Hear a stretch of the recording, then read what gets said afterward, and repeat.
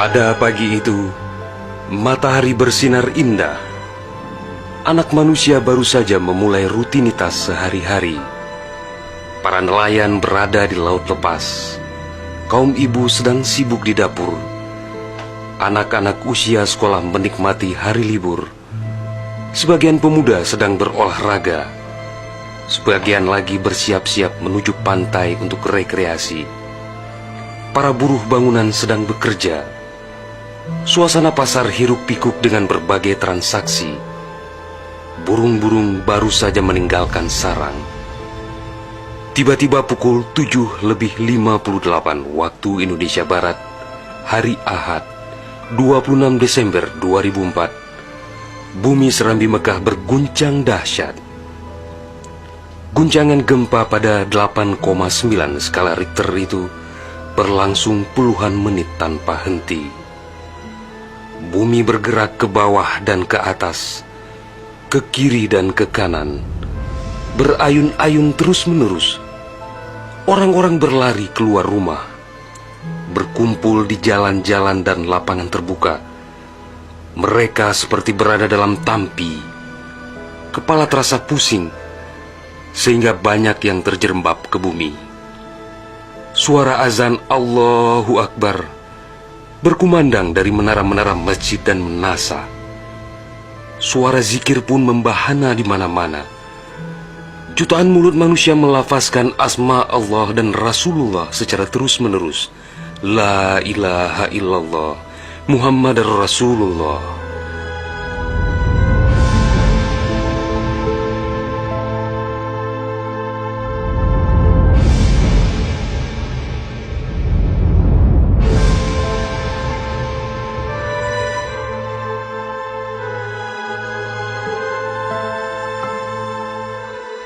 Seusai gempa dahsyat itu, sebagian orang pergi untuk melihat-lihat situasi, karena terbetik kabar bahwa di tempat tertentu ada bangunan yang rubuh, ada tanah yang terbelah, dan ada pula rumah yang ditelan bumi. Tidak terpikirkan oleh mereka apa yang akan terjadi setelah itu. Tidak ada tanda-tanda alam yang begitu kentara.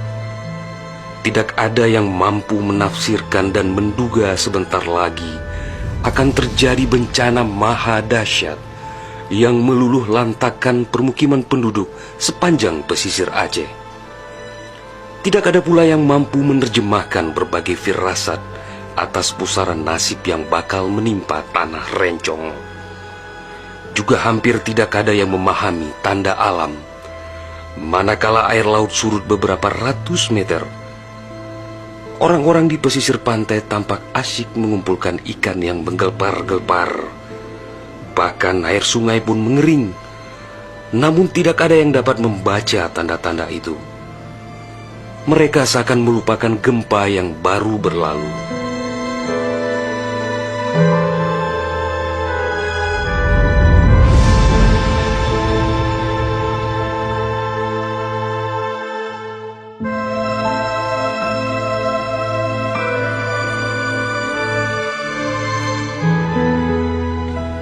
Di berbagai tempat, orang-orang sibuk memperbincangkan gempa sangat dahsyat itu yang belum pernah mereka alami.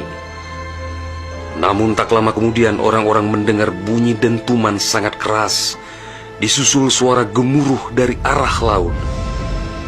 Bunyi dentuman itu terdengar sepanjang pesisir Aceh Besar, Banda Aceh, Aceh Jaya, Aceh Barat dan Nagan Raya. Orang-orang mengira itu adalah bunyi bom. Memang sebelumnya sering terdengar bunyi bom yang menghiasi kehidupan orang Aceh ketika itu, karena Aceh dalam situasi konflik bersenjata. Orang-orang pun bertanya dalam hati, mengapa masih ada pihak yang tega berperang dalam suasana yang begitu menakutkan?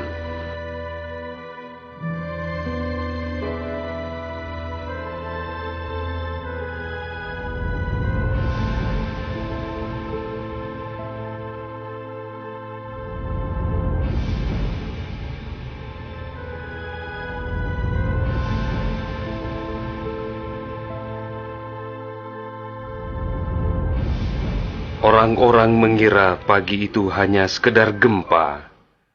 Mereka sama sekali tidak menduga bahwa bunyi dentuman keras tersebut adalah akibat patahan lempengan bumi yang berpusat di Samudra Indonesia, sekitar 149 km sebelah selatan Calang, Aceh Jaya. Dan itulah penyebab gempa. Di samping kehendak Allah, pemilik alam semesta, belum sempat mereka bernafas lega akibat gempa. Dalam suasana gebalau dan kucar-kacir itu, tiba-tiba daratan diterjang air laut. Air berwarna hitam pekat itu datang sangat tiba-tiba dengan suara gemuruh yang menakutkan. Ia berlari sangat cepat, menerjang apa saja yang dilaluinya.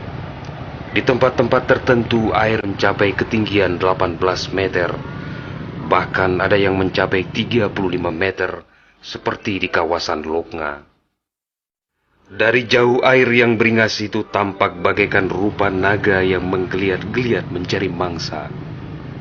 Air dengan kecepatan 900 km per jam itu bagaikan bulldozer yang melumut apa saja yang ditemuinya. Orang-orang berusaha menyelamatkan diri dengan berbagai cara. Namun hampir semua orang, hewan-hewan, benda-benda, rumah, lakbatat kaye bate, digulung air itu tanpa kecuali. Semua wilayah yang dilaluinya pun hancur berkeping-keping. Air laut yang datang menyamai kecepatan pesawat terbang itu, ternyata namanya tsunami.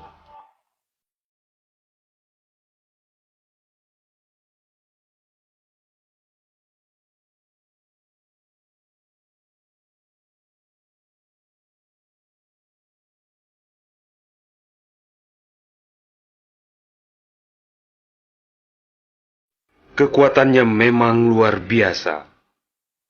Kapal apung PLN yang diparkir di perairan Ulelu, Banda Aceh, digelandang tsunami sampai 3 km ke darat.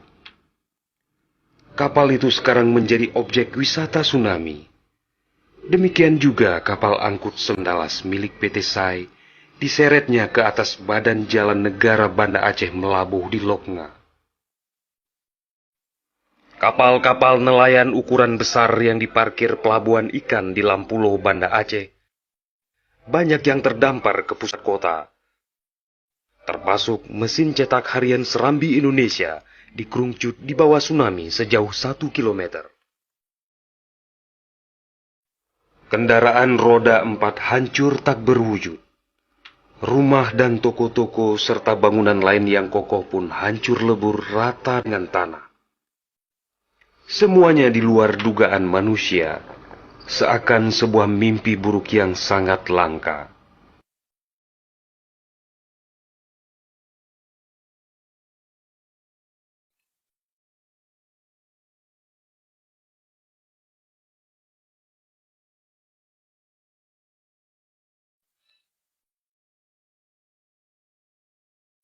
Setelah kira-kira 15 menit air laut itu beraksi, suasana pesisir Aceh pun lengang, sunyi, sepi, senyap, dan hening yang tak bisa dilukiskan dengan kata-kata.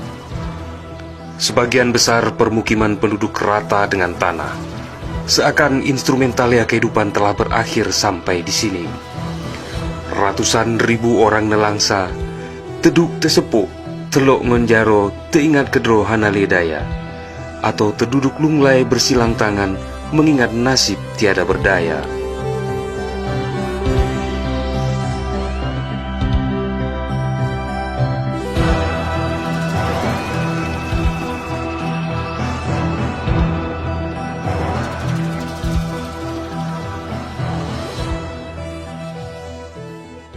Tsunami yang diakibatkan gempa tektonik itu juga melanda Malaysia, Thailand, India, Maladewa,